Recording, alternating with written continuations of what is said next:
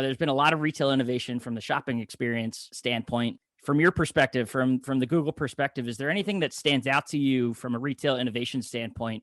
First of all, the past year has just it's been a lot of things, but it's really forced businesses across the US, across every single category, to really rethink their business models and how they engage with their customers.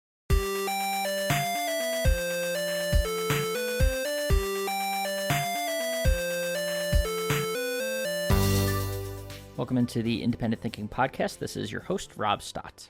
We're coming at you today with a really unique episode, and it's possible that this is not the first time you would have heard this episode if you were an attendee at our recent Virtual PrimeTime in March. We had at that show Patrick Tam, the strategic partner manager for Google, sit down with us to talk about a whole host of digital and retail topics, for the show, and really a great discussion, a follow-up discussion. If you're a frequent listener of the podcast, to one we had earlier last year, around a few months into the pandemic, just to catch up on trends and product trends and search trends, retail trends, online shopping trends with Patrick, and wanted to have the chance to catch up with him and see how those trends have sort of evolved over time. As we're now into 2021 and a little over a year of this pandemic and the shift in how consumers have shopped and how retailers are responding to those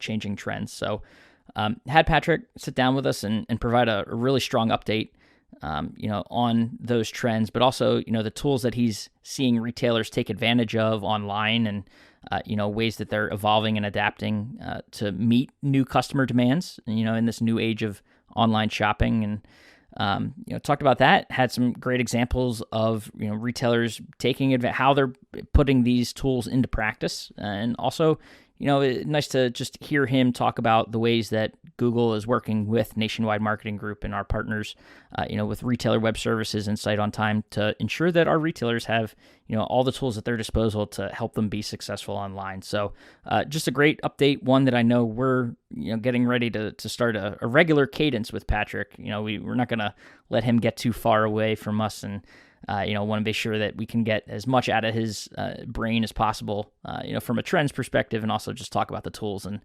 some strategies for our retailers to be successful in this online space. So really a great conversation. And like I said, if you were at Virtual PrimeTime and attended Virtual PrimeTime, possible that you already, had a chance to catch some of this episode. So, really, really strong interview, really strong topics that Patrick brought to the table. So let's just go ahead and dive into our Independent Thinking Podcast with Patrick Tam of Google.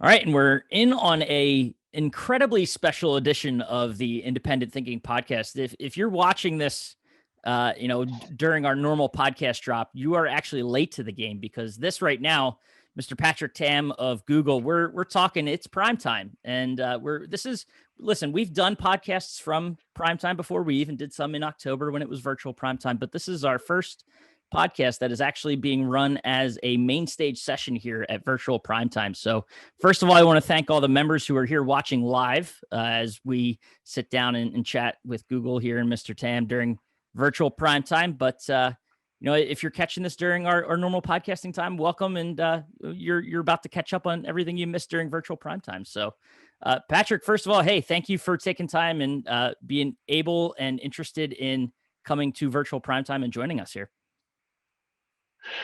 Thanks, Rob. I'm excited to be here. Excited to be with you all virtually, wherever you are. I'm sad we can't do this all in person, but regardless, I'm excited to chat with you all and with you, especially Rob, today. Yeah, absolutely. And, I'm not going to hold it to you, but we will get you in person and we'll be able to do this. We've had a couple this is not our first, sit down. So it'll be nice to do one in person eventually when we get back to that. Yeah, I would love to make our grand reentry into Vegas in 2022, I guess, whenever that all happens. Awesome. Well, first of all, I just want to dive in. We have a lot of great stuff to talk about today. The session title says it all. diving into retail trends and digital trends. But first, I want to Yeah. get to know a little bit about you and your role at Google. So let's start there and just talk about that a little bit. Yeah. So I'm coming to you from San Francisco, from the lovely Mission District here, and I've been at Google for coming on 8 years now, and I started out at Google working um, on traditional partnerships with publishers, directories, etc. And over time, as the industry evolved, I chose to evolve along with it. So spent the last few years of my career working in the ad tech space with technology partners who specialize in delivering marketing services using technology, like nationwide. And Yeah, that's where I'm at today. Is in building partnerships with companies like Nationwide, with the goal of enabling small businesses across the U.S. To get access to new technologies, to better promote their businesses, to drive sales, etc. Sounds like a lot of very important stuff that I know we're going to spend a lot of time talking about today. Yeah. And before we dive even deeper into it, I know you're part of the team there. Nationwide, as we've talked about over the years, has been, designated as a Google Premier Partner. We've got that Mhm. status. Can you talk a little bit about what that means, for us as for Nationwide as an organization, but also to the membership? Why should that status matter to Nationwide's members? Yeah, absolutely. It's a great question. The Google Partners Program was started out with the intention of really bringing some structure to the marketplace when it came to helping business owners really find the right marketing partner to help them grow their businesses.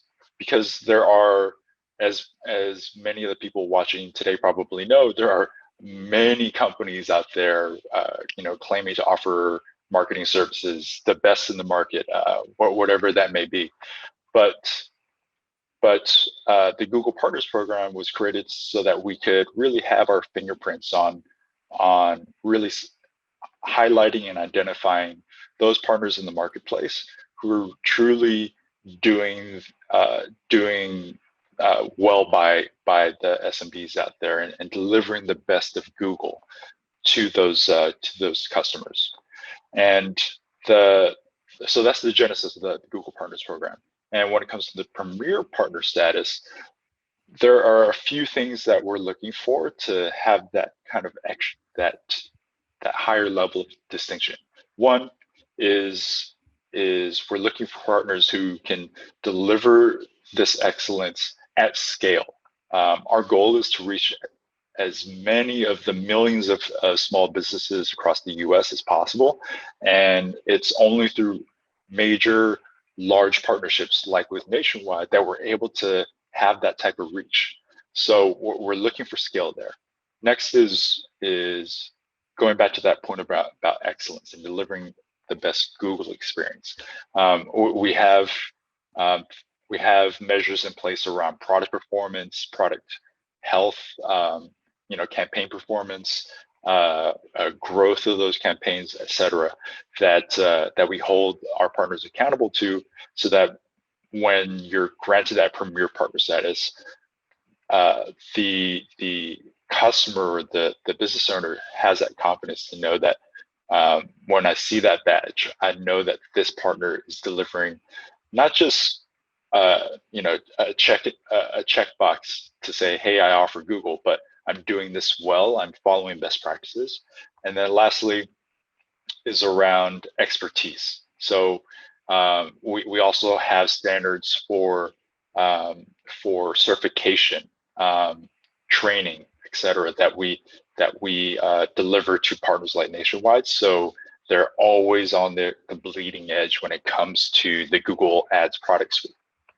Gotcha. So basically, to boil it down, members can basically have the confidence that our Site on Time, our RWS teams that are really hands-on with these products, our marketing team who have access to these and are using them to develop the campaigns that our members are putting out, that they have the confidence that, those are world class, top of the line. It's working in the best of their interests and to the best of their abilities as far as being successful.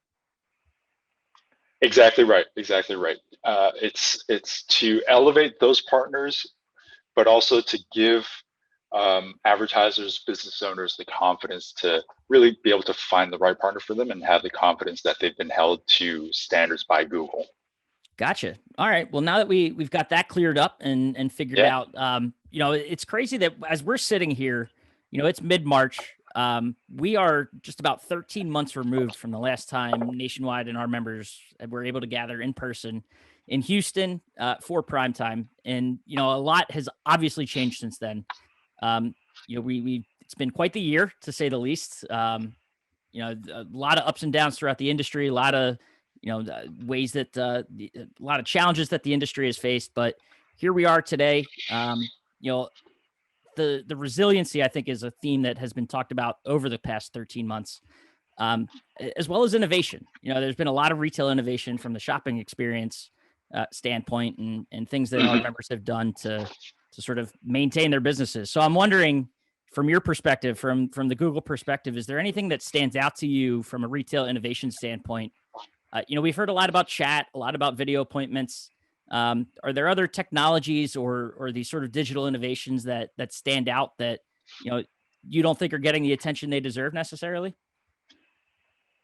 Yeah, it's a great question. I mean, well, first of all, the past year has just been it's been a lot of things, but in the context of what we're talking about, um, it's really forced businesses across the U.S., across every single category, to really rethink their business models and how they engage with their customers in a world where almost everything we do is done remotely.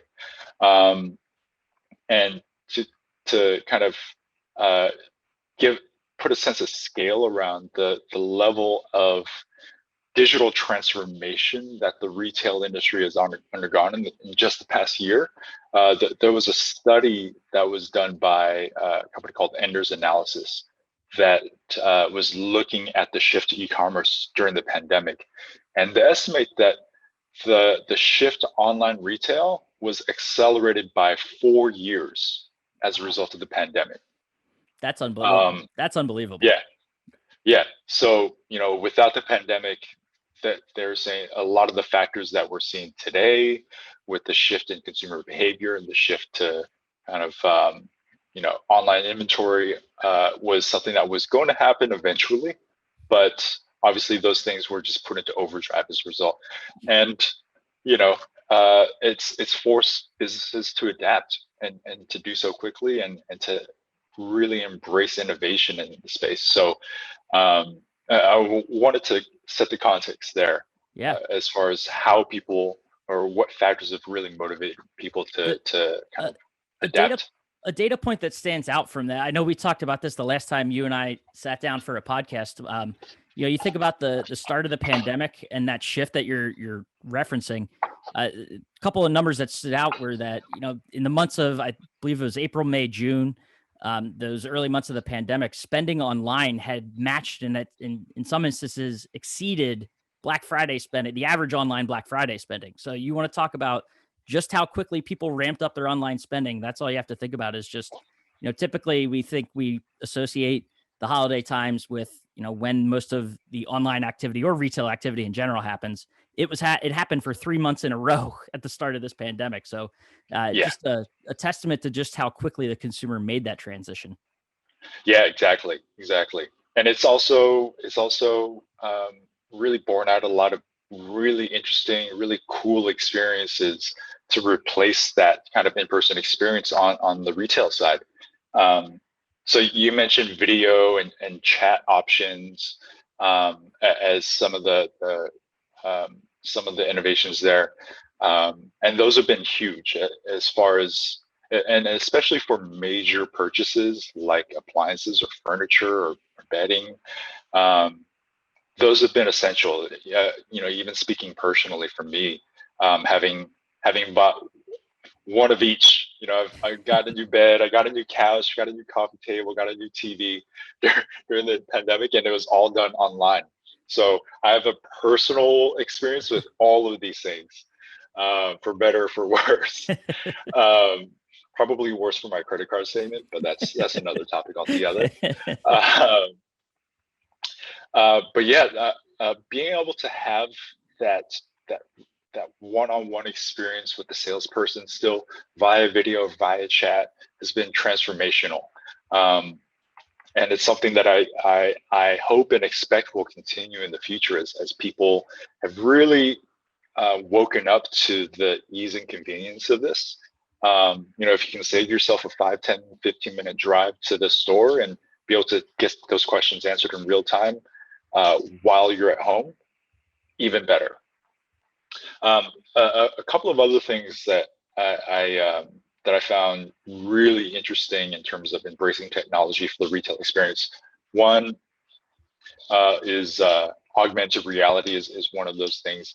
And for those of you who aren't familiar with that, it's essentially using your phone and using your camera to project a virtual version of the item that you're looking at. So if it's a coffee table, being able to point the camera at your living room floor and being able to see a virtual version of the coffee table in its kind of real size, so that you can see how it looks in your space and see how it fits along with the rest of your furniture, and if it can even fit.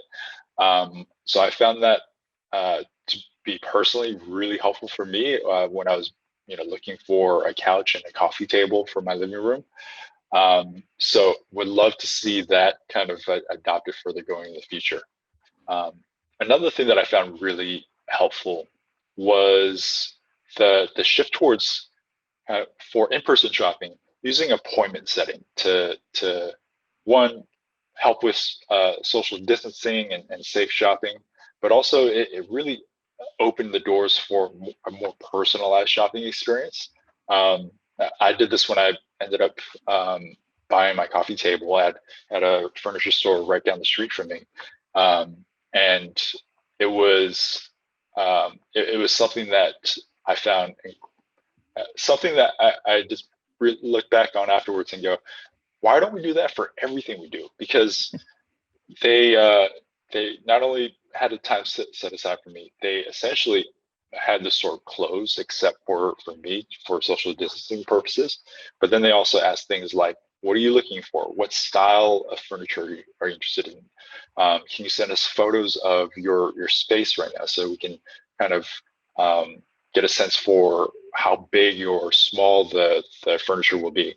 And when I came in, it was like I had a personal shopper who knew exactly what I wanted. They already had pieces lined up ready for me to look at, rather than me having to walk around the store for half an hour and try to figure out, get a lay of the land. They had all those things determined for me, and I was essentially in and out because of that. But figured out everything I needed to know within 5 to 10 minutes. It was fantastic. It sounds counterintuitive because you're shutting down the store for one customer, but those appointment settings, and I'm sure a lot of members who are watching and listening would attest that, as opposed to having 15 people in a store that maybe are just perusing or browsing the aisles and browsing your product, you have one meaningful customer in there who is most likely, if they made an appointment, they're more likely to, you're going to get it. Exactly. So to be able to, exactly right. Yeah, to have those conversations and get the the personal touch and just provide a better overall experience for that customer. Yeah, exactly. It's something that makes a ton of sense for the retail experience. To your point, I'm already raising my hand and saying, hey, I'm not just interested in shopping for furniture. This is exactly what I'm looking for. I'm giving you information about what space I'm looking for, what style I'm interested in. I'm giving you all this valuable information. So while yes, it may seem like it's more effort to have an appointment or to dedicate a salesperson to this is an extremely qualified lead in marketing terms. We may have kind of moving to the follow-up question here, in that we're talking about all these the digital and trends that stand out to you. I mean, do you kind of see any of these outlasting the pandemic? I think, chat and video are functions that, like you said, this space has been fast forwarded by a number of years, not just on the consumer front, but how retailers are engaging with their customers in these spaces. Are these the same sort of trends that we've already talked about that you think outlast this? Is there any other, trends that you can think of that, retailers should have their eyes on from a digital perspective that could outlast this pandemic? Yeah, yeah. I think the one thing that will certainly be outlast this is the embracing of e-commerce, the shift to the shift and focus on the digital storefront as a primary or first entry point for potential customer is something that we've seen explode in the past year and will remain something that remains kind of a heavyweight when it comes to kind of a sales driver going forward. We often talk about how your online store, your website is really your best employee because they're always working, they're always available, always helpful. And now that we've embraced e-commerce, now it's something that can drive sales for you. It can be a research point for a potential customer, et cetera. So I think that overall, as a foundation, is something that will remain. And the layers that have been built on top of that, bringing traffic to the store via things like Google Ads, shopping ads, et cetera, I think those will be hugely important going forward as well. Because it's one thing to have a storefront, it's another thing to be able to promote it and get people aware and to drive traffic to it. So I think that will be something that remains. Now, some other things that I think are going to be really powerful as a result of this shift is, with shopping ads, for instance, and with e-commerce in general, you have this streamlined feedback loop where you drive traffic to the store, the person makes a purchase or they don't, but you have that direct feedback when they make a purchase, and you can use that information to really get a finger on the pulse with respect to where the market is at in terms of what people are interested in buying, using tools like Google Trends or the top sellers report on Google Merchant Center. That'll tell you, hey, here are the products or brands that people are most interested in, and this is something that you can leverage to make merchandising decisions or ordering decisions when you're restocking your store. So I think being able to leverage this suite of digital tools to be able to not just promote your business or to drive sales, but to also make kind of foundational business decisions around how you can best meet your customers' needs is going to be something that's huge. Yeah, I feel like we've talked a lot, not just today, but just in general, as far as the importance of these digital tools and the opportunities they provide retailers. There may be no better example of that than just what retailers have had to go through over the past year. Being tossed into this and really, it goes to the resourcefulness and nimbleness of this industry to be able to react as they did and adjust on the fly. But you talk about a crash course in how these digital tools work and the opportunities. I think a lot of them learned that over these past 13 months. What happens when they turn to these tools and implement them into their online strategies and just their regular business flow. And it's been kind of cool to see. It's been really cool to see, and it really speaks to the kind of resilience of people, both on the retail side and the consumer side. And yeah, going to be really interesting to see which of these kind of continues to outlast past the pandemic. But as mentioned, I think there are some foundational things that are definitely going to remain now that we've kind of cracked the door open and opened some eyes into how convenient and easy it is to go this way. Absolutely. And, the first portion of this talk here and our time has been spent talking about the tools and the ways of, what retailers can do from a digital perspective and how they've been able to, adjust their businesses. Want to focus in a little bit, kind of have more of that, the fun product discussion that I always love talking products. So, and I know you guys, you talk about all the data points available to you. You can see you guys have your fingers on the pulse of what's going on from a product standpoint. So I want to talk about that. We think back to the last time we talked. I know freezers. I think they're still a thing, but and they're still hard to come by. But Yeah. they were a big talking point at the start of this pandemic. And but what's been sort of those high level trends or product trends that you guys have been keeping your eye on the past couple of months as far as where the consumer's looking right now? Yeah. At the start of the pandemic, just looking at a high level, I think you saw a lot of the search trends and purchasing behavior really focused on things like basic needs, meeting basic needs like sanitation products, cleaning products, etc. But over time, you've seen, as we've gone through well over a year, into the pandemic, there's been a major shift with all this time at home to really focus on really making the home a safe space and a haven for everything that we do. A place that you actually like to be. A place that you actually like to be. Exactly. So we've seen that kind of bear out in terms of consumer trends over time. So, at the start of the pandemic, lots of focus on lots of searches for cleaning products, et cetera. But over time, we've seen a lot of those searches really diversify as we've turned our homes into an office or a test kitchen or a gym or a theater or even a meditation room. So there's been a big focus on things like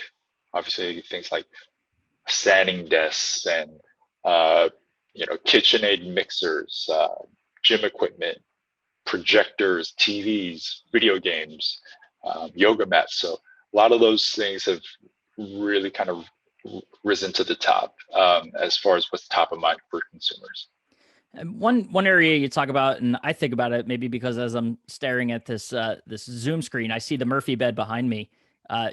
Converting these spaces night and day, by the way. So just a nice little plug for a vendor, unintended. Nice. However, you talk about converting spaces into usable working spaces. I'm sitting here in a home office, kind of diving deeper into some of the products that our space cares about. Are those searches and are the shopping behaviors, really pointing to those bigger purchases now and things like you mentioned the standing desks, but other products that, this space of appliances, furniture, bedding, and CE retailers would care about? Yeah, absolutely. I mean, looking at the top level categories and how those have progressed over time, the major categories like appliances, furniture, bedding have been incredibly resilient, and in fact have grown quite a bit over the course of the past 12 months here. Through this January, for instance, appliances were growing in terms of weekly search volume by 30% year on year. Furniture, 32%. Kitchen and dining, 41%. Bedding, 47%. So it's really been borne out in terms of what people have grown to care about as they spend more time at home, and that's hopefully trickled down to everyone who's watching today, and they're seeing that in the marketplace.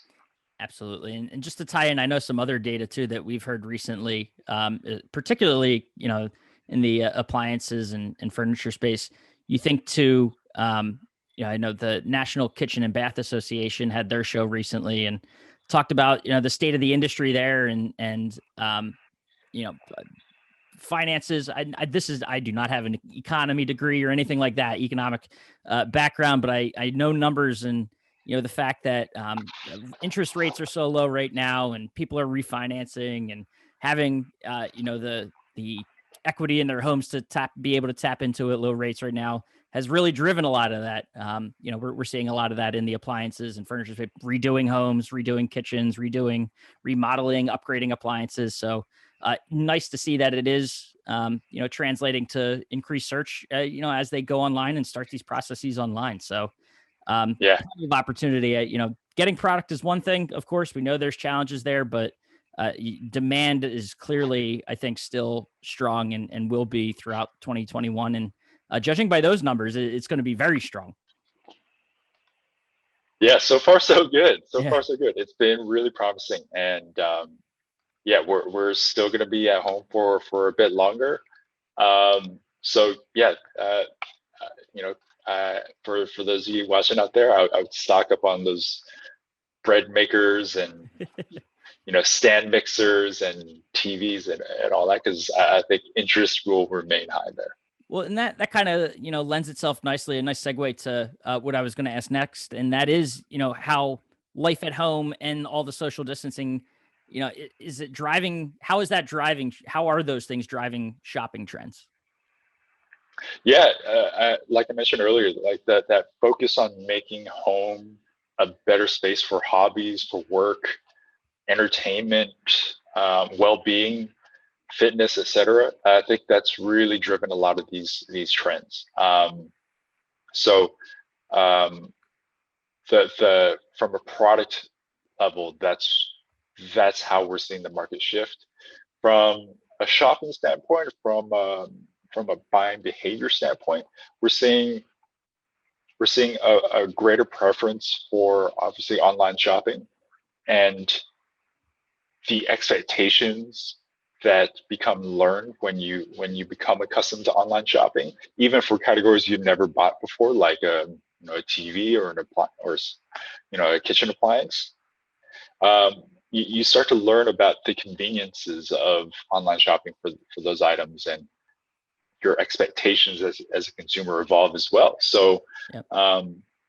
some of the things that as we've done things like consumer surveys and studies during the pandemic that we picked up on are a big preference for locality, proximity, local businesses. So, is that furniture store just down the block from me, or is it across the city? Um, and many people raising their hands and saying, I prefer something really close to me, just so I can kind of get in and get out safely.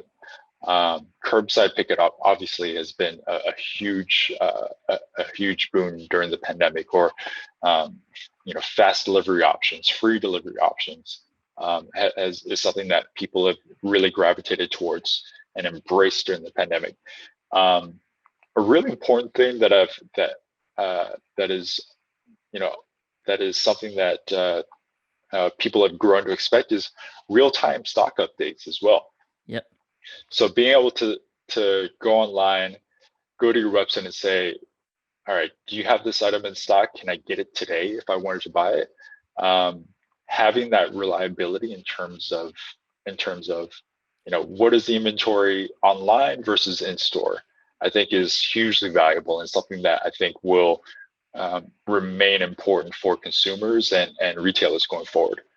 And lastly, but certainly probably the most important, is with e-commerce and with online retail, you have the benefit of being able to do a lot more research on the product that you're buying. And by the time a customer comes to your site, they've probably read a dozen reviews on that product, and done some comparison shopping on the manufacturer's site before they came to your site to buy. So being able to kind of cater to those well-informed customers, or to help them get informed by providing things like product overview videos or links to professional reviews or providing ratings, etc. I think those are going to be something that are going to be kind of differentiators amongst the many retailers who've embraced e-commerce during this. It feels like retailers, acting as sort of content providers in a sense, because you want to, publishing background, you want to keep the customer on that site as long as possible, provide them with the most valuable information, and ultimately hope that it leads to the sale with you. So the more information and more ways that you can provide it, the better it is, not only for your website to have that information, but also to potentially use it to convert sales and look almost like a thought leader in your space and in your market for these products. Exactly. That being helpful is the biggest differentiator here when it comes to driving a sale, especially when it comes to online sales and e-commerce. You don't necessarily always have someone by your side, even via chat, to help answer your questions. So as much as you can provide up front, that's already on the page, that's going to be one notch in your belt in your favor to help close that sale. Now, I know, you're running through all of the sort of the preferences and things customers are looking for when they shop. One that kind of stands out in particular, and always have an interest in kind of looking for numbers on this when available. Do you guys have a sense of, the buy online, pick up in store versus someone delivery? Is there a preference one way or the other? Does it sort of lean either way for the customer, or is it, you just need to have it and the idea of having it is enough for the customer?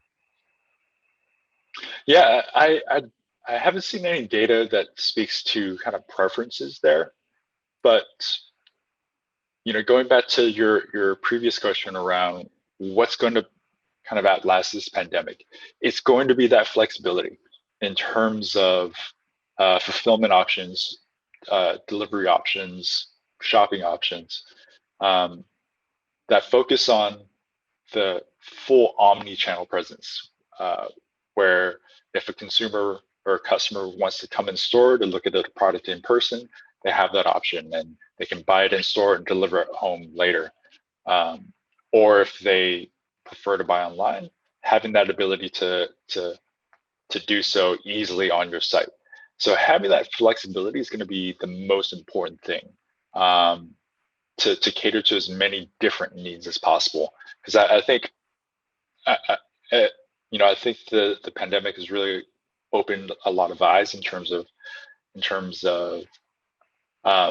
how easy it is, even for categories you would have never thought to buy online.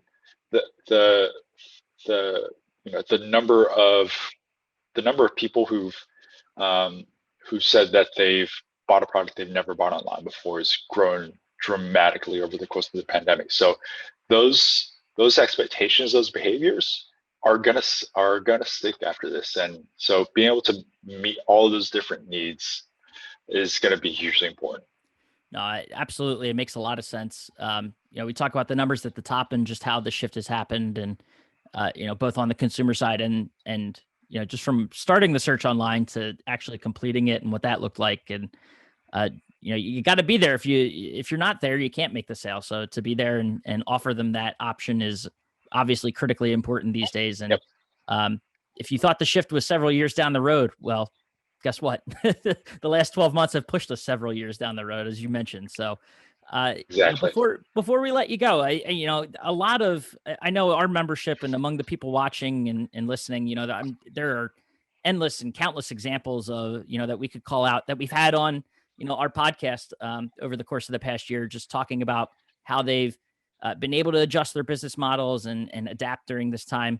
Any examples that you guys that stand out to you that you've been able to see or witness from a retail perspective, a business being able to adjust on the fly that sort of struck a chord with you?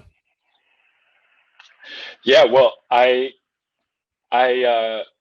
seen some really great examples, and we've been working really closely with the nationwide team, particularly the product teams at Sight on Time and retailer web services to really to meet the needs of the time and to deliver new experiences like Google Shopping ads, for instance, to help as many of our members take advantage of these of these technologies, of these trends as possible.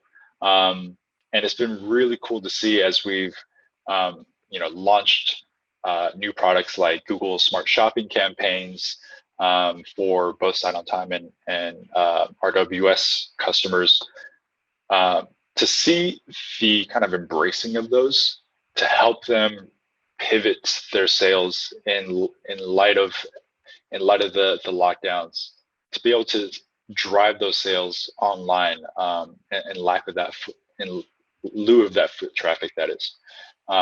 So we've seen countless stories across the board of people of members succeeding and in some cases exceeding what they were doing previously. And one in particular that that has been really encouraging is a company based out here in the Bay Area, actually, Airport Appliance, who embraced the shift to e-commerce early on, and now online sales has grown to the point that it's become their #1 store, Wow. which is just astounding to think about when you think about where we were a year ago, and to see people embrace it to that level of extent is really encouraging and signals to us that we're really working on the right things when we're focusing on enabling retailers across the board, enabling these members to get access to these technologies. So that's been one of the most encouraging things to see. No, that's awesome. And I think you kind of touch on it there, but a testament to the fact that, it doesn't take lifelong experts on this. You have the backing of lifelong experts behind you, people that are passionate about this space and passionate about retail success online.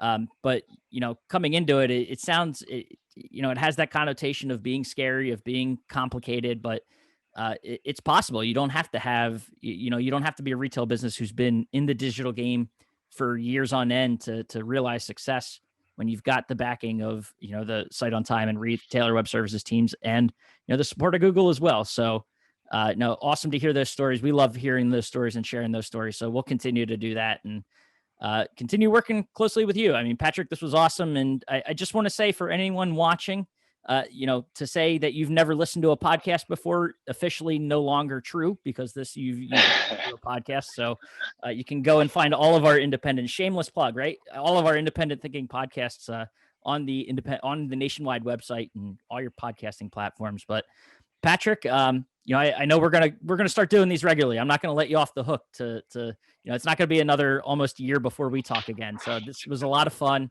And I look forward to having more of these conversations as we move forward into 2021 and beyond.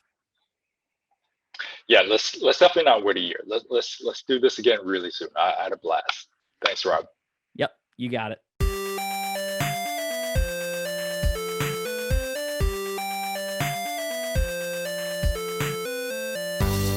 All right, and thank you again to Patrick for sparing some of his day, a portion of his day to come and talk with us and be with us at Virtual PrimeTime, and recently, and share some, shed some light on some really strong topics and share some really great data points. Just a lot of, great information about how trends have changed over these, past 12, 13 months since this pandemic really took hold of the retail industry. And look forward to continuing to catch up with him and chat about these trends, see where the products are moving, what consumers are interested in, and how they're interested in shopping with retailers. So look forward to more of that, and can't wait to share his insights with you on a regular basis and see how we can learn from that and improve upon the independent retail channel. So again, appreciate Patrick for taking his time, and as always, I appreciate you listening to the Independent Thinking Podcast, and we will catch you next time.